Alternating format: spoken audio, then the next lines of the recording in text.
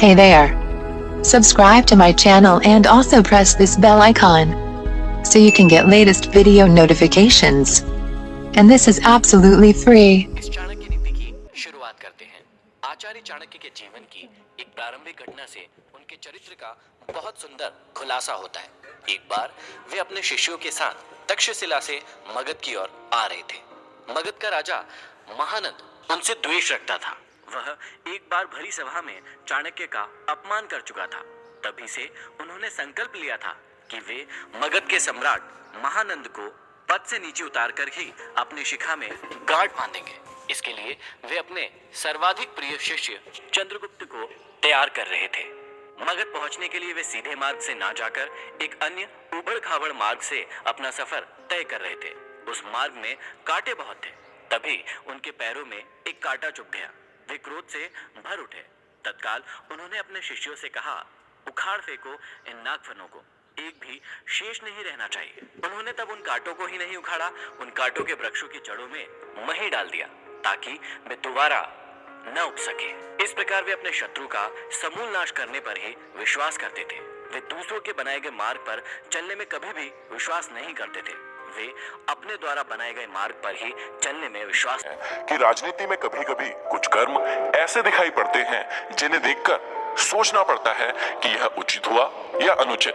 परंतु जिस अनीतिकारी से भी जन कल्याण होता हो अथवा धर्म का पक्ष प्रबल होता हो तो उस अनैतिक कार्य को भी नीति सम्मत ही माना जाएगा। उदाहरण के रूप में महाभारत के युद्ध में युधिष्ठिर द्वारा अश्वत्थामा की मृत्यु का उद्घोष करना यद्यपि नीति विरुद्ध था, पर नीति कुशल योगीराज कृष्ण ने इसे उचित माना था, क्योंकि वे गुरु द्रोणाचार्य के विकट संहार से अपनी सेना को बचाना चाहते थे। आगे चाणक्य समझाते हैं कि मूर्ख छात्रों को पढ़ाने से, दुष्ट स्त्री के पालन पोषण से और दुखियों के साथ संबंध रखने से बुद्धिमान व्यक्ति भी दुखी होता है। इसका मतलब यह नहीं है कि मूर्ख शिष्यों को कभी उचित उपदेश नहीं देना चाहिए।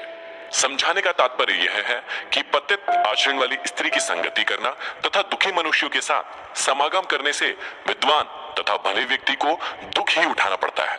वास्तव में शिक्षा उसी इंसान को दी जानी चाहिए जो सुपात्र हो। जो व्यक्ति बताई गई बातों को ना समझे उसे परामर्श देने से कोई लाभ नहीं है। मूर्ख व्यक्ति को शिक्षा देकर अपना समय ही नष्ट किया जाता है। यदि बात दुखी व्यक्ति के साथ संबंध रखने की है तो दुखी व्यक्ति हर पल अपना ही रोता रहता है। इससे विद्वान व्यक्ति की साधना और एकाग्रता भंग हो जाती है।